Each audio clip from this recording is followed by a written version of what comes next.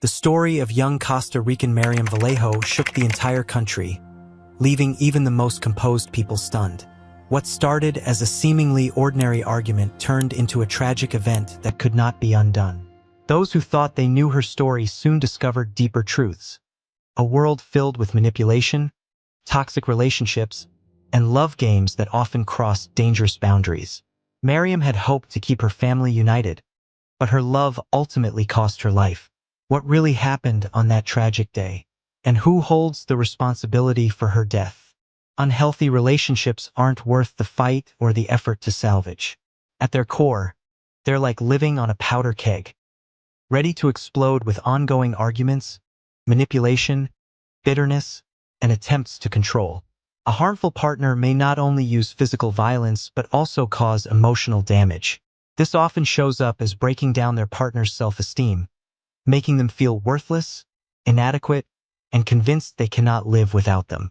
Through constant criticism and demeaning behavior, they undermine their partner's achievements and destroy their sense of identity. Such a relationship brings only pain, disappointment, and a lack of hope for any future together. But who was Miriam Vallejo? Miriam Andrea Fernandez Vallejo was born on February 19, 1998, in Heredia, the capital city of the province with the same name in Costa Rica. She was the eldest of 3 siblings in the family of Douglas Fernandez Aguilaro and his wife, Ivania Marietta Vallejo. Her parents worked tirelessly to provide their children with everything they needed, ensuring they received a good education and grew up to be honorable individuals. From an early age, Miriam stood out for her striking beauty, which became even more pronounced as she matured. By her teenage years, she possessed a model-like appearance. Long black hair, large expressive eyes, a perfectly symmetrical face, and an impeccable figure. It was no surprise that Miriam attracted many admirers competing for her attention. Those who knew her described Miriam as intelligent, cheerful, outgoing, and kind-hearted, always willing to lend a hand.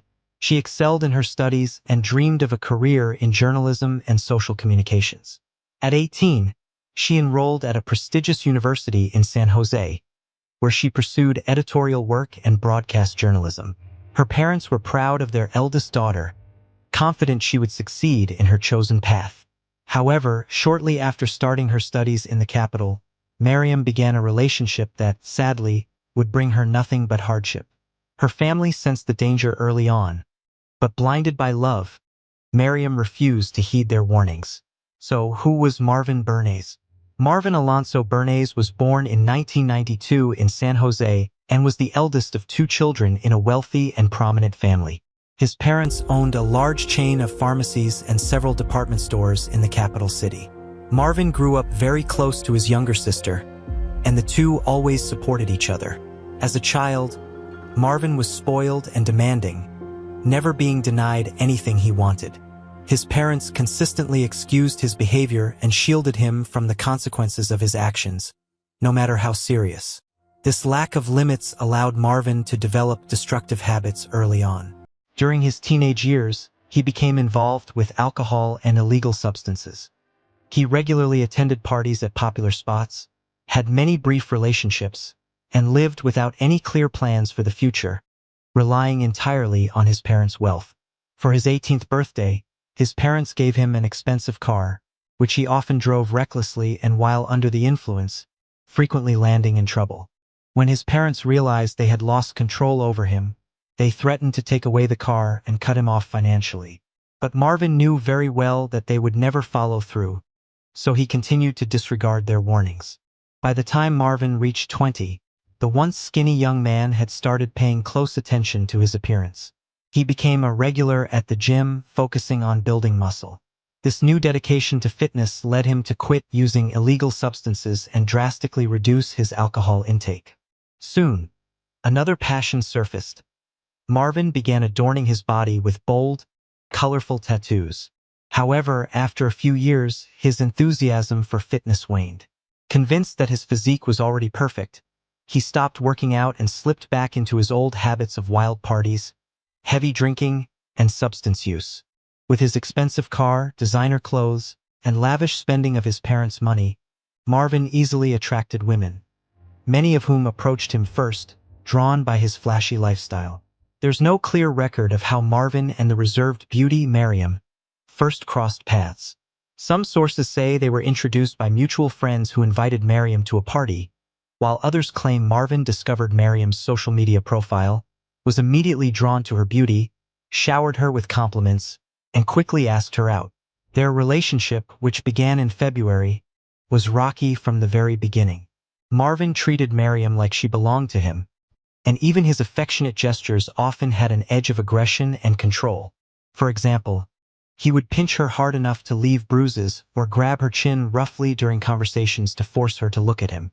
Their private moments were no different, reflecting this troubling dynamic.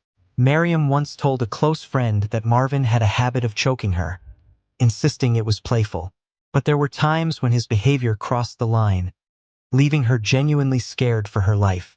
Still, Miriam, inexperienced in relationships, saw Marvin as her first serious boyfriend, her first great love, and the first man in her life. Naive and unaware of the danger she faced, she convinced herself that Marvin would never truly hurt her.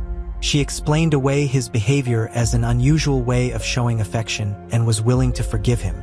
When Miriam introduced Marvin to her parents for the first time, they immediately sensed something was off. They were disturbed by how Marvin treated their daughter. His manner was rough and disrespectful, even in front of them. They couldn't help but worry about what might happen when the two were alone. Douglas and Ivania tried to reason with Miriam, urging her to end the relationship because they believed it would lead to nothing good. Marvin seemed immature to them, lacking ambition and any clear direction or goals for the future. But Miriam defended him passionately, insisting he was a good person who loved her deeply, even if his way of expressing it was unconventional. She believed he was simply trying to find his way in life. With no other option, her parents reluctantly accepted Miriam's decision and hoped for the best. Her friends grew increasingly worried after she started dating Marvin. The once lively and outgoing young woman became a mere shadow of herself. It seemed her entire life now revolved around her boyfriend, and she wouldn't go anywhere or speak to anyone without his permission. Friends also noticed bruises on her body, but Miriam always dismissed them as accidents or clumsiness. In October 2016, news broke that Miriam was pregnant. The announcement shocked her parents, her boyfriend, and even Miriam herself. At just 18 years old, the university student and her boyfriend were completely unprepared for such a life-changing event. Still, Miriam quickly decided to keep the baby. Her parents, Ivania and Douglas, supported her choice and promised to help raise their grandchild. They encouraged Miriam not to drop out of university and strongly advised her against marrying the baby's father. At first, Marvin pressured Miriam to terminate the pregnancy, but when he realized she was determined to keep the baby, his behavior became increasingly controlling. He began telling her she would never be free from him. After discovering the pregnancy, Marvin's treatment of Miriam worsened. He openly cheated on her, spent nights partying with alcohol and drugs, yet still closely monitored her every move. He insulted her whenever he could, making cruel remarks about how she would soon gain weight, become awkward, and lose her attractiveness. Marvin repeatedly told Miriam that no one else would want her, and if she left him, she would be alone forever. Despite the constant verbal abuse and emotional torment, Marvin desperately pushed Miriam to marry him. He framed his proposal as a selfless act, claiming he wanted to protect her from the stigma of being a single mother. But his actions revealed no genuine care or compassion. When Miriam felt unwell, Marvin told her to stay away and not bother him with her problems. In mid-December 2016, despite all the warnings from her loved ones, Miriam agreed to marry Marvin. However, Marvin's parents opposed the marriage as well. They refused to provide any financial support to the young couple, believing Miriam had intentionally gotten pregnant to exploit their family's wealth. They even threatened to disown their grandchild. Without financial stability or a place to live, the couple had no choice but to accept help from Miriam's parents. Douglas and Ivania allowed them to move into their home temporarily, either until the baby was born or until Marvin found a job and could afford their own place. Miriam's parents covered all expenses, effectively supporting their pregnant daughter and her unemployed husband, who was a domestic tyrant. Marvin was irresponsible, lazy, and disrespectful. With many bad habits he had no intention of changing. He freely took advantage of Miriam's parents' generosity, eating their food, borrowing money, and continuing his carefree bachelor lifestyle. Even worse, Marvin would insult and humiliate Miriam in front of her family. Whenever her parents confronted him, Miriam always stood up to defend her husband. One day, during another heated argument, Marvin grabbed Miriam by the neck and began choking her. Her father, Douglas, saw what was happening, rushed to help his daughter, and struck Marvin several times. In response, Marvin shouted insults at the entire family and declared he would never set foot in their home again. He packed his things and, despite the tears and pleas of his pregnant wife, walked away. From that day on, Miriam cried constantly and rarely left her room. She blamed her father for the incident and accused her parents of interfering in her marriage. Even after everything, Miriam failed to see the danger in Marvin's behavior and his physical violence, even during her pregnancy, and held on to the hope that they could still build a happy future together. About a week before her due date, Marvin, who hadn't contacted Miriam in nearly 4 months, suddenly showed up at the Vallejo family's doorstep. He claimed to have reflected on his behavior and said he was now ready to take responsibility for their child and support the family. Marvin apologized to Miriam and her parents but made it clear he had no plans to move back into their home. In July 2017, Miriam gave birth to a baby girl named Luciana. The father visited them at the hospital only once and then disappeared for another month. When he finally appeared at Miriam's parents' home, it was obvious his behavior hadn't changed. At times, Marvin showed up drunk or under the influence of drugs. He acted aggressively, insulted everyone, and refused to leave when asked. He frequently asserted his parental rights and even threatened legal action to take Luciana away, boasting about his family's wealth and connections. Shockingly, he also demanded that Miriam fulfill her marital duties. Most troubling of all, Marvin continued to closely monitor Miriam's every move.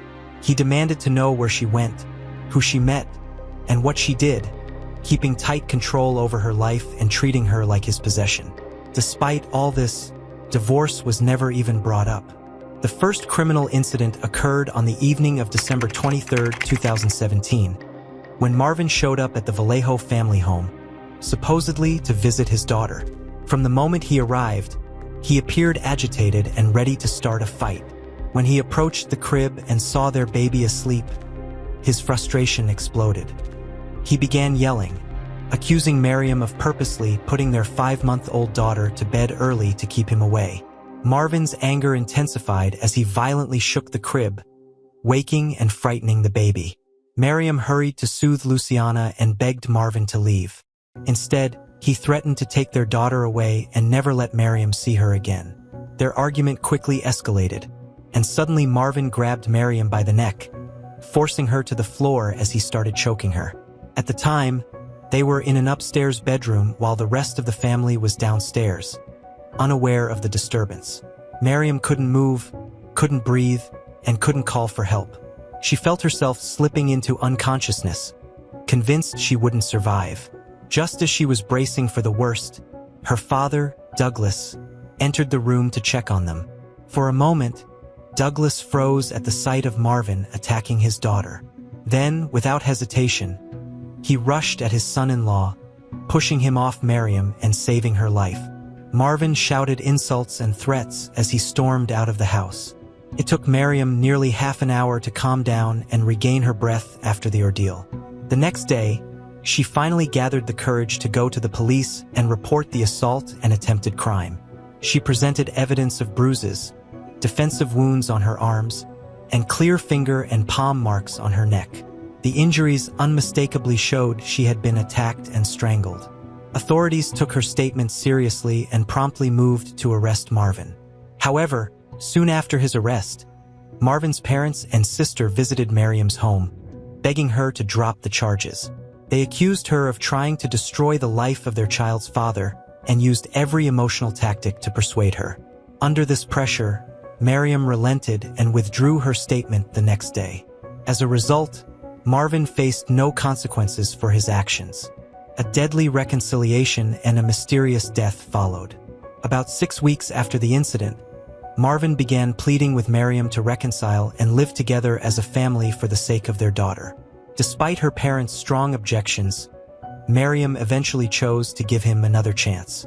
Still deeply in love with him, Miriam clung to the hope that Marvin would change and finally take responsibility for his actions. This time, the couple moved into a cozy country house owned by Marvin's family. He insisted they couldn't live under Miriam's parents' roof anymore, claiming they interfered too much in their relationship. They relocated to their new home on March 18, 2018.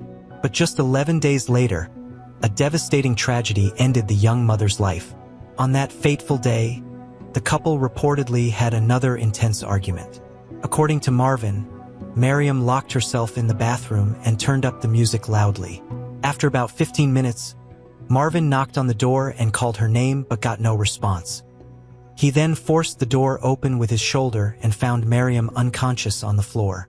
Marvin tried to revive her but, for reasons unknown, did not immediately call emergency services. Instead of calling emergency services, Marvin's first call was to his mother. Consequently, Marvin's mother and sister were the first to arrive at the scene. Only after they showed up did someone finally call for an ambulance, but precious time had already been lost. When paramedics arrived, they found Miriam's body lying naked on the bathroom floor. She had multiple bruises, a visible head wound bleeding, and blood pooling beneath her. At first, it seemed she might have slipped and fallen. However, defensive wounds on her arms and bruising around her neck suggested something far more sinister. While paramedics worked urgently to stabilize Miriam, Marvin's mother and sister began cleaning the bathroom as if nothing unusual had happened. One of the paramedics found their behavior deeply suspicious and alerted the police. By the time law enforcement arrived, the bathroom had been thoroughly cleaned with detergents, likely destroying crucial evidence. Meanwhile, Miriam was rushed to the hospital in critical condition. Doctors managed to restart her heart twice, but after a third cardiac arrest, there was nothing more they could do. Miriam's parents, Evania and Douglas, arrived just in time to witness their daughter's final moments. Later, Evania recalled how her son-in-law had called her earlier that day in a disturbingly calm tone, informing her that Miriam was in critical condition in the ICU. Instinctively, she knew something terrible had happened. She screamed for her husband, and they hurried to the hospital. Upon arrival, they were told Miriam had likely suffered a severe beating, but only an autopsy could confirm the exact cause of death, an attempt to cover up a crime. To everyone's shock and frustration, the autopsy results failed to conclusively determine the cause of the 20-year-old's death. The official report given to the family stated she likely died from a traumatic brain injury caused by a fall. The tragedy was initially ruled an accident, with no mention of the bruises on her body or the strangulation marks on her neck. Evania and Douglas, now raising their 9-month-old granddaughter, knew the Bernays family was leveraging their wealth and influence to protect the man responsible for their daughter's death and keep him out of prison. Refusing to accept this injustice, the Vallejo family launched their own investigation. For months after Miriam's tragic passing, they finally obtained an official report confirming the cause of death as mechanical asphyxiation. She had been strangled with bare hands. Marvin was arrested on charges of killing his wife only in late July 2018. Until then, he had remained free, continuing his carefree bachelor lifestyle, attending parties, and living off his parents' money. He was reportedly shocked when the police showed up at his home, believing he had escaped any consequences. From that point, the investigation into Miriam's death gained momentum. However, piecing together the events proved incredibly difficult due to the months that had elapsed. Furthermore, as mentioned earlier, the crime scene had been thoroughly cleaned, and the house was later rented out, making any search for evidence futile. Consequently, the investigation shifted focus to collecting evidence and witness testimonies. Formal charges against Marvin were filed in November 2019, accusing him of committing the crime under aggravating circumstances. Many witnesses, including friends and family of the victim, testified that Marvin had repeatedly abused Miriam, physically attacking her, demeaning her, and exerting obsessive control over her life. Miriam's father recalled how, months before her death, Marvin had already attempted to strangle her, with Douglas intervening just in time to prevent another tragedy. The story of Miriam's earlier police report also resurfaced, how she had filed a complaint about an assault only to withdraw it the next day under pressure from the Bernays family. Ivania also shared further accounts of Marvin's abusive behavior. On multiple occasions, Ivania recounted, Marvin pushed Miriam so forcefully that she was injured when she fell. A paramedic who responded to the emergency on the day of Miriam's death also noted inconsistencies in Marvin's story.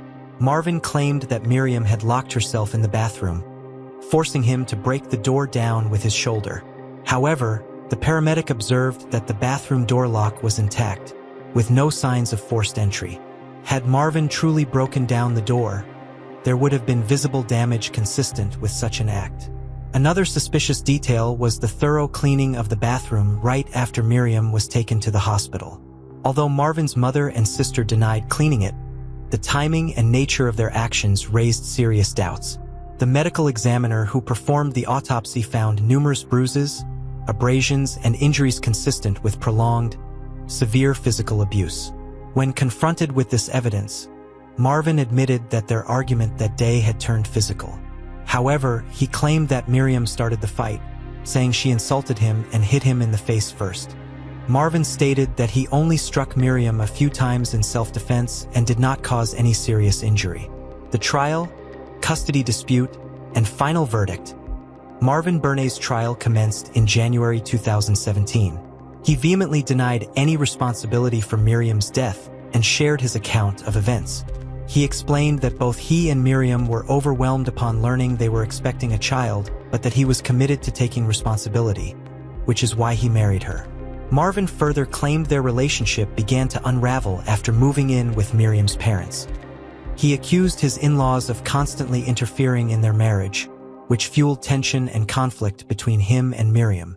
According to Marvin, the situation worsened after their daughter's birth, as he alleged Miriam suffered from postpartum depression, which supposedly caused her behavior to become unpredictable.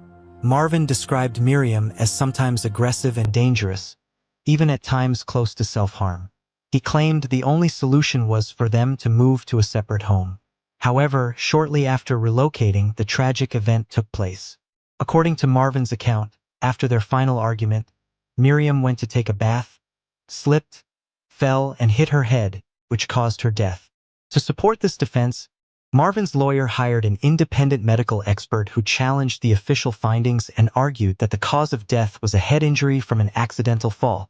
Despite this, the court ultimately dismissed that claim. Marvin's sister testified in court, attempting to depict Miriam as mentally unstable, aggressive, and obsessed with her brother for financial gain. Marvin's mother supported this narrative, asserting that Miriam had ongoing mental health issues and backing the theory that her death was accidental. She claimed to have repeatedly warned Miriam about the slippery bathroom floor and recommended using an anti-slip mat, which Miriam allegedly ignored, resulting in the fatal fall. Additionally, the Bernays family declared their intention to pursue custody of Luciana, arguing that as the child's paternal relatives, they had superior rights over the Vallejo family. On January 27, 2020, the court found Marvin Bernays guilty of premeditated homicide with aggravating circumstances and sentenced him to 50 years in prison. Despite the defense's efforts to portray Miriam's death as an accident, the evidence conclusively showed that she died from mechanical asphyxiation. In addition to the lengthy prison term, Marvin was ordered to pay nearly $700,000 in compensation to Miriam's family for the emotional distress caused by his actions. Throughout the sentencing, Marvin remained detached and showed no remorse or admission of guilt. In his final statement, he blamed the media coverage of the case for his conviction, claiming that the public portrayal of him as a monster had biased the judicial process in favor of the Vallejo family. All his appeals against the verdict have been denied, and the sentence stands firm. Despite the harsh sentence, Marvin Bernays benefits from his family's wealth and influence, allowing him to serve his prison term under comparatively lenient conditions. Reports say his cell resembles a comfortable hotel room, complete with access to a gym and high-quality meals. a stark contrast to the typical incarceration experience. Meanwhile, the Bernays family remains determined to gain custody of Luciana, pushing legal battles to wrest the child from Miriam's family. Marvin, with the support of his lawyer, is preparing yet another appeal, hoping to overturn or reduce his sentence. The fight for justice and custody continues, casting a long shadow over the aftermath of this tragic case.